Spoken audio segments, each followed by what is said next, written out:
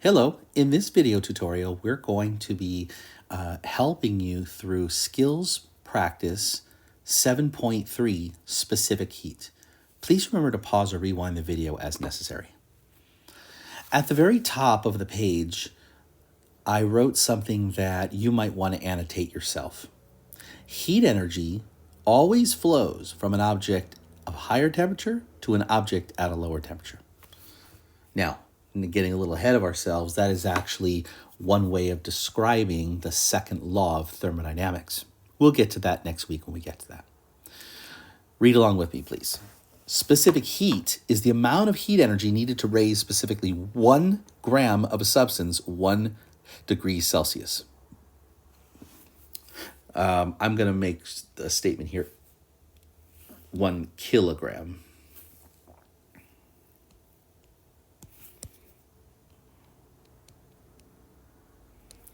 Of a substance 1 degree Celsius.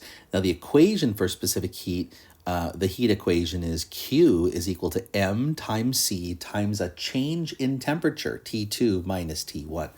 Let's see if we understand what these are all about. Q represents the heat energy in joules. M is the mass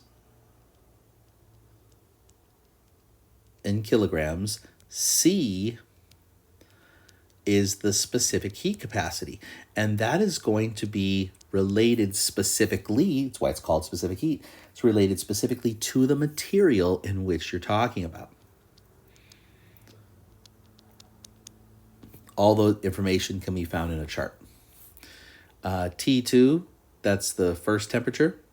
This would be, or T2, is the final temperature. T1 is going to be the initial temperature. When you do this, you always subtract T2 minus T1. Okay, a couple of points. Now, I will also write the equations slightly different when we do the work. I'm going to write it as Q is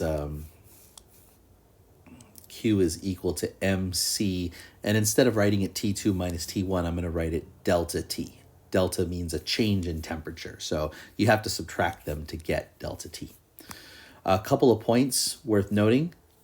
Q is going to be positive when heat is gained.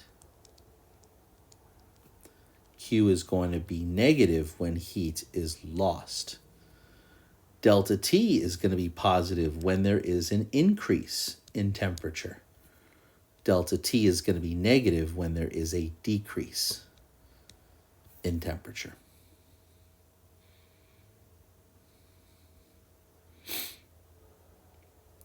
The higher the specific heat, the more energy required to change the temperature. Substances with higher specific heats require more loss in energy to experience a lowering their temperature than do substances of low specific heats. Again, some of these values are written in the table here. Those values are not things you have to memorize, but they are things that are, let's just say those values are obtained experimentally. Water has the highest specific heat listed. What this means is water is slower to heat, but also slower to lose heat. What that really means is it takes a lot of energy and a long time to heat up water, but it also takes a long time for water to cool down as well. Let's take a look at this example. How much energy, okay, we're looking for Q, is needed to raise 35 grams of gold. There's mass. Gold, we have to look up on the table here. There it is. From 10 degrees Celsius, that's T1, to 50 degrees Celsius, that's T2. All right, so we're looking for Q. The mass is 35 grams, so we got to change it to kilograms. Now, there's a typo right there. 35 grams is not 0.35 kilograms.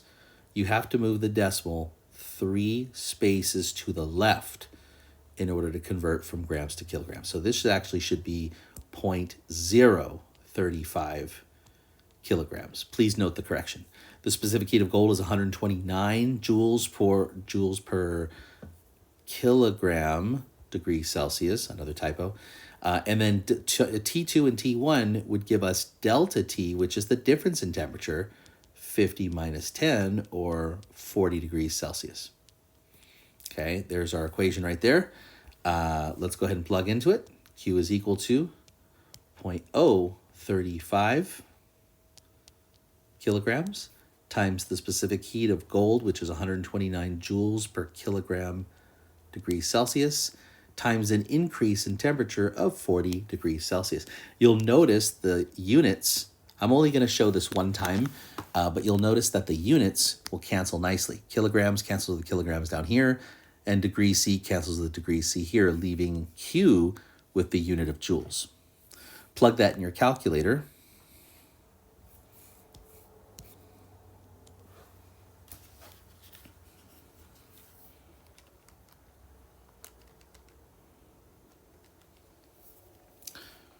And we get 180.6 joules. I'm going to round that. I'm going to round all my answers to the nearest whole number. So this would be 181 joules of energy needed to raise this amount of gold by 40 degrees.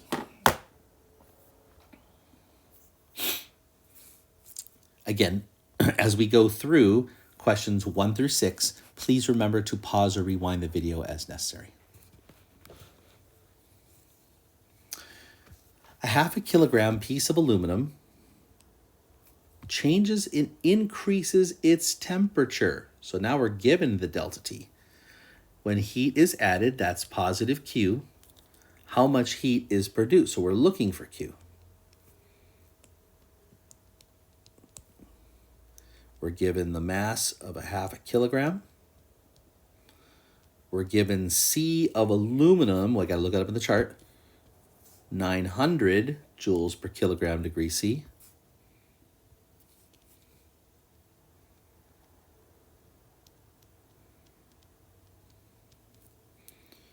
And delta T was 7 degrees Celsius.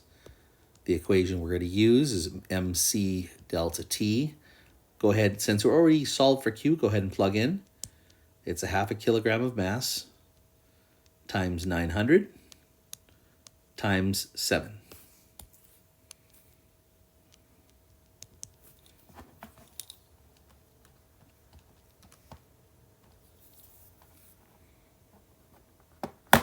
And if you put this in your calculator correctly, please make sure you practice putting it in the calculator correctly. But when you do, you get about 3,150 joules.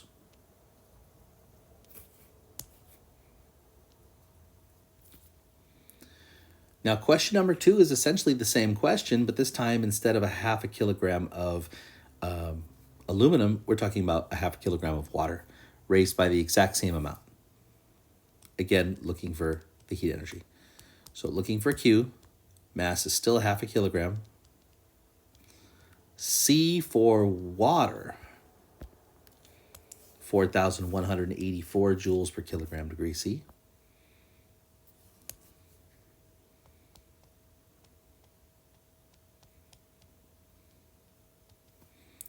And delta T is still the same, 7 degrees Celsius. The equation is MC delta T. Since you already solved for Q, go ahead and plug in. Half a kilogram times 4,184 times 7. Pause the video for a second, put these values in, and try and do this yourself.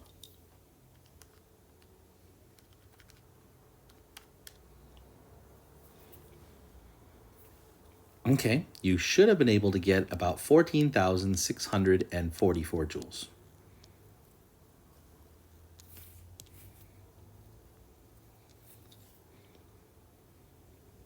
Number 3, how much heat energy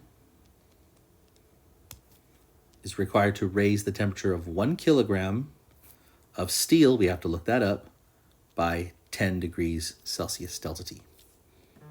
So we're looking for Q.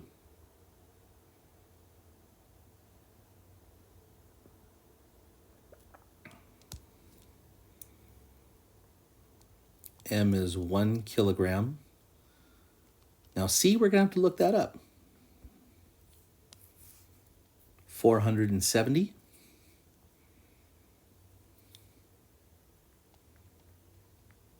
Joules per kilogram degrees Celsius.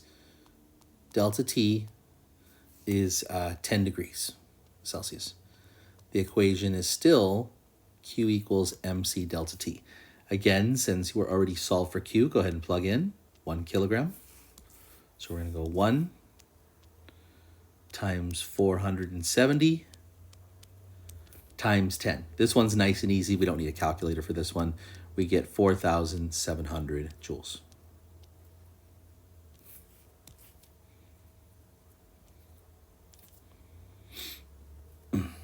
Number 4. How much heat energy is required to raise the temperature of 100 liters of water? So that's a little bit different now. Now we're talking about liters. Okay, we'll have to figure that one out in a second. To raise 100 liters of water from 10 degrees to 25 degrees. That means delta T would have to be 15 degrees when you subtract them. Note, 1 liter is 1 kilogram. So it's a 1-to-1 ratio. So if we're given 1 liter to 1 kilogram, that means 100 liters is really 100 kilograms of water. Okay, that's helpful to note. Okay, there's our mass. So we're looking for Q. Mass is 100 kilograms. C is 4,184 joules per kilogram times degrees Celsius, and delta T is 15 degrees Celsius.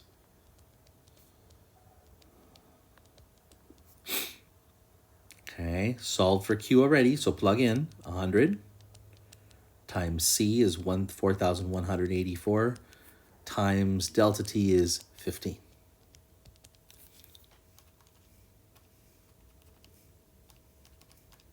And we get a very large number on this one. We get about 6,276,000 joules.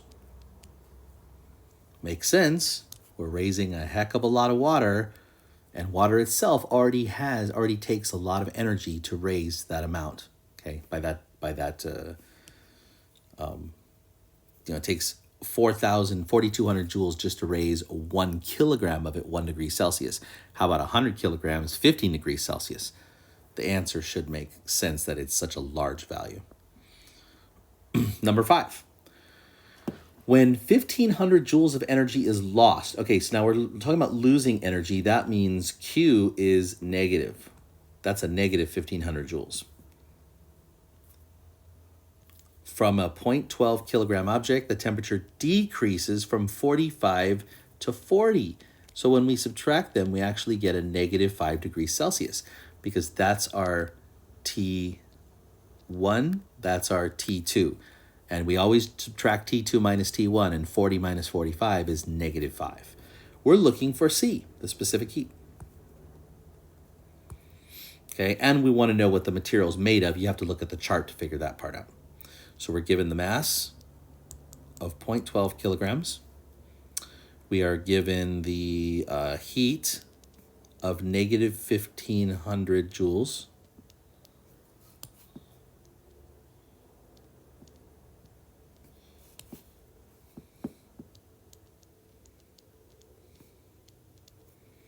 And we are given the delta T of negative 5 degrees Celsius. And we're looking for C. This time, ladies and gentlemen, we're going to have to solve for C. Up until now, we've just been plugging into the equation for Q. This time we're plugging for C. So to solve for C, you're going to have to divide away the mass and delta T, and you can do it at the same time. Mass cancels, delta T cancels, C is by itself. So C is actually Q over M times delta T. Plug it in carefully. Q is going to be negative 1,500 joules over the mass, which is 0.12 kilograms, times delta T, which is negative 5 degrees Celsius. So you can see we have negative 1,500 joules on top. Go ahead and multiply the bottom there. We get 0.12 times 5 is negative 0.60 kilograms degrees Celsius. And when you divide those two, we notice the negatives cancel. You're not going to get a negative specific heat value because the negative energy cancels with a negative change in temperature. And we get 2,500 joules per kilogram degrees Celsius. Now, take a second, go up and look at the chart. Let's figure out what that substance is. What is the material? 2500, it's made of wood.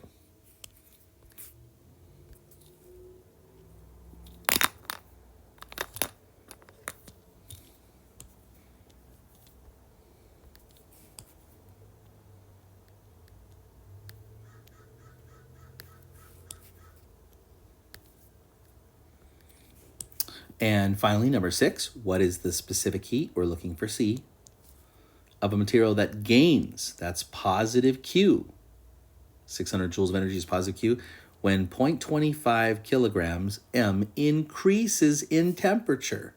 There's our delta T. What's the material? So we're looking for C. Mass is 1/4 of a kilogram.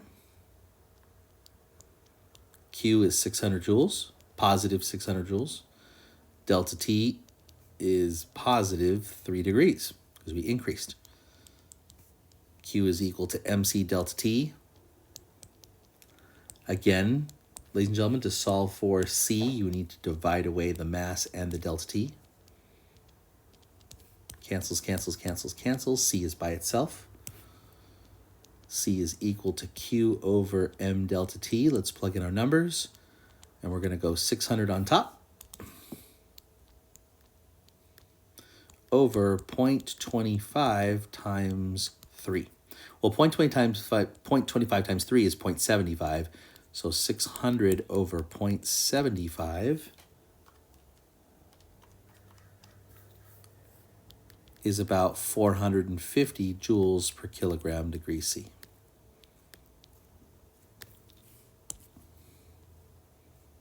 Again, we need to identify the materials, so go up to the chart. And 450, let me see, did I do that right?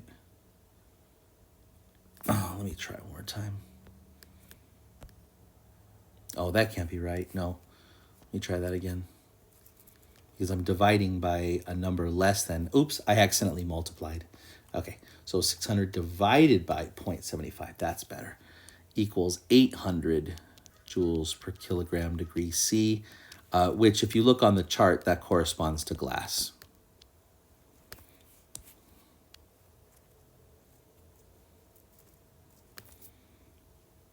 Okay, I hope you found this tutorial helpful.